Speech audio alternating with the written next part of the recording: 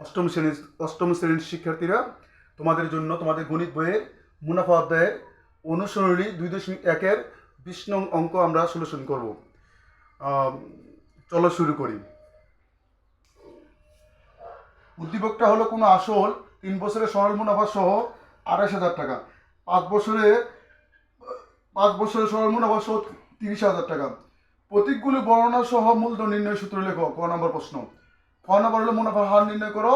গ নম্বর প্রশ্ন হলো একই হারে ব্যাংকে কত টাকা জমা রাখলে মুনাফা আসলে 48,000 টাকা হবে। তাহলে আমরা শুরু করি। ক,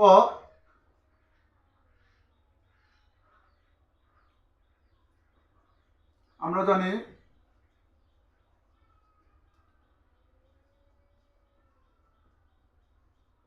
মূলধন P equal I by N R. এখানে পি হলো কি? মূলধন। পি হলো কি? মূলধন। আই সরল মুনাফা।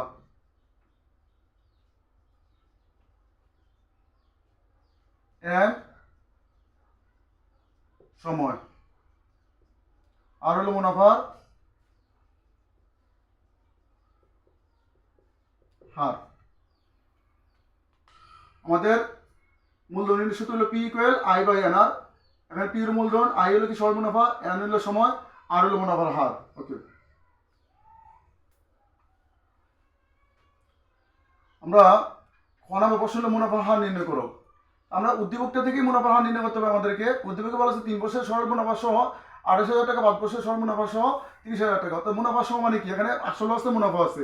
আবার তাহলে আমরা লিখতে পারি যে খ আসল প্লাস 5 বছরের মুনাফা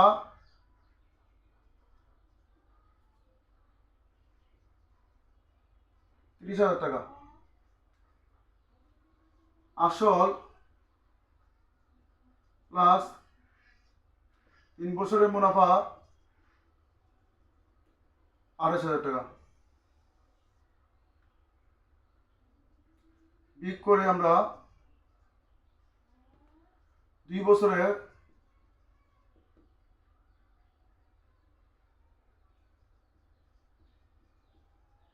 মুনাফা 2,000 টাকা হবে। 2 বছর মুনাফা কত টাকা হবে?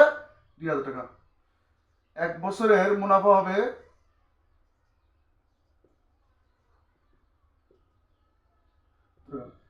আবার আমাদের 3 বছরের মুনাফা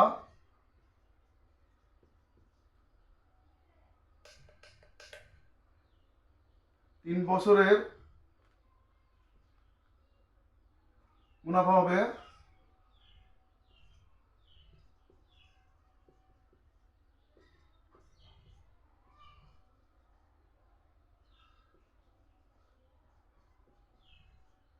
3,000 টাকা। 3 বছর মুনাফা আমরা কত টাকা পেলাম? 3,000 টাকা পেলাম। এখন আমরা মুনাফা হার নির্ণয় করতে আমাদের আসল লাগবে। আমরা লিখবো সুতরাং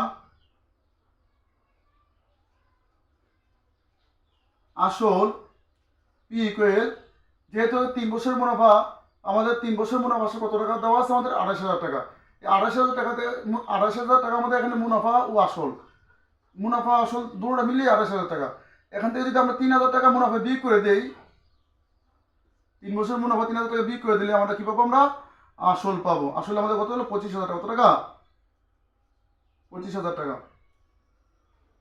ওকে, আসল কত টাকা পেলাম আমরা? 25,000 টাকা। সুতরাং আমরা লিখতে পারি আর সময় এন সমান কত বছর? 3 বছর।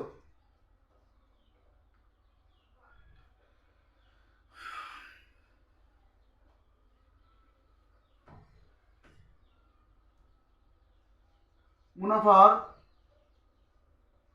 হার R equal I into 100% PN. I এর মান হলো 3,000, 100, পি এর মান হলো 25,000, এন এর মান হলো 3 বছর।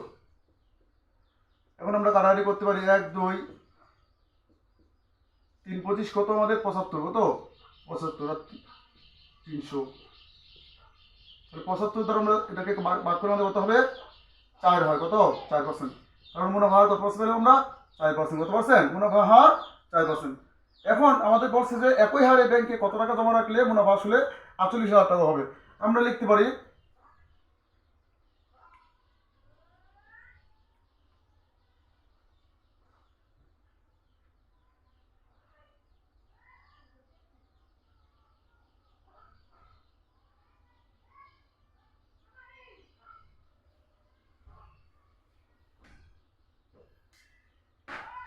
গ নম্বর প্রশ্ন আমরা লিখতে পারি যে খ হতে প্রাপ্ত মুনাফার হার আর ইকুয়াল 4%।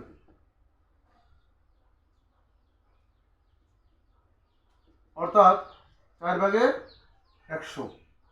4 ভাগের কত আমাদের? 100। মুনাফার হার হলো 4/100 কি? 100। আর সময় n সমান সমান একই হার বলছে 3 বছর। কত বছর? 3 বছর। এখন আমাদের কাজটা হলো এখানে যে দেওয়া আছে মুনাফা আসলে 48,000 টাকা হবে। তা আমরা জানি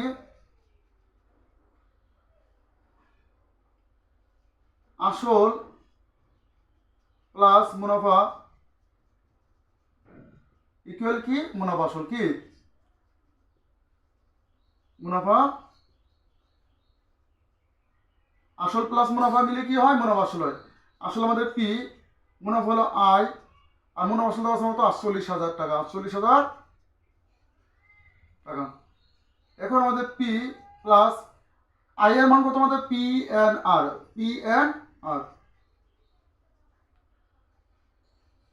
আমরা এখান থেকে পি কমন নিলে 1 প্লাস কি থাকে? আমাদের এন আর থাকে।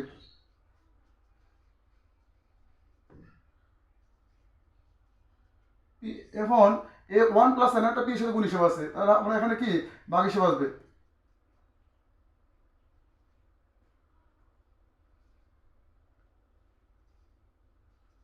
এন আর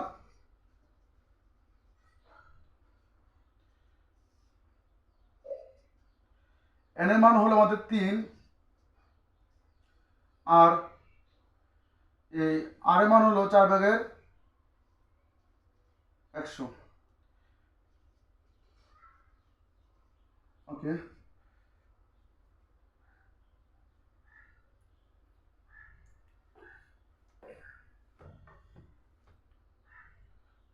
এখন আমরা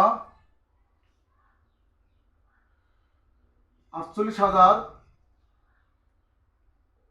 1 প্লাস 100/12, 48,000 আমরা লসাগু করবো। 100 প্লাস 12, 48,000 112 100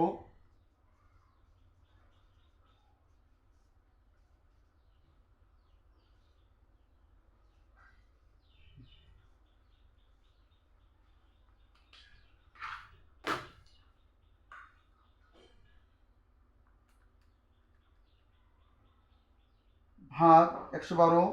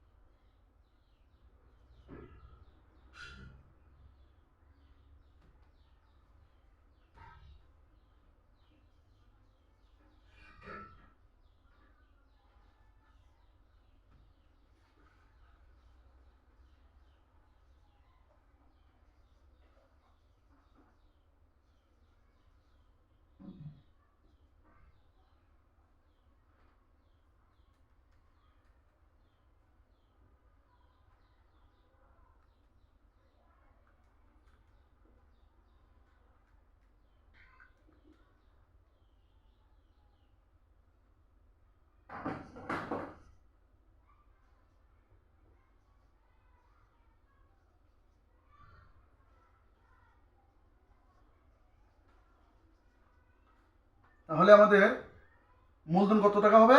42,857.1428 টাকা হবে।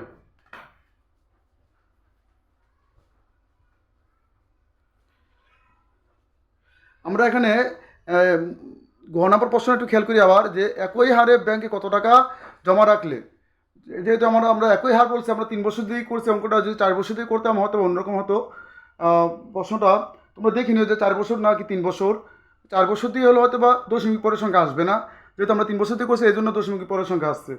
তো এখন আমাদের কাজটা হলো কি, আমরা মুনাফা আসলে সূত্রটা আমাদের জানতে হবে। মুনাফা আসলে সূত্রটা কি, যে মুনাফা আসল প্লাস মুনাফা সমান সমান কি মুনাফা আসল, এই সূত্রের সাহায্যে আমরা মানটা নির্ণয় করছি। তোমরা ভিডিওটি বারবার দেখলে অবশ্যই তোমরা অঙ্কটি খুব সুন্দরভাবে বুঝতে পারবে। আজকে পর্যন্তই, আল্লাহ হাফেজ।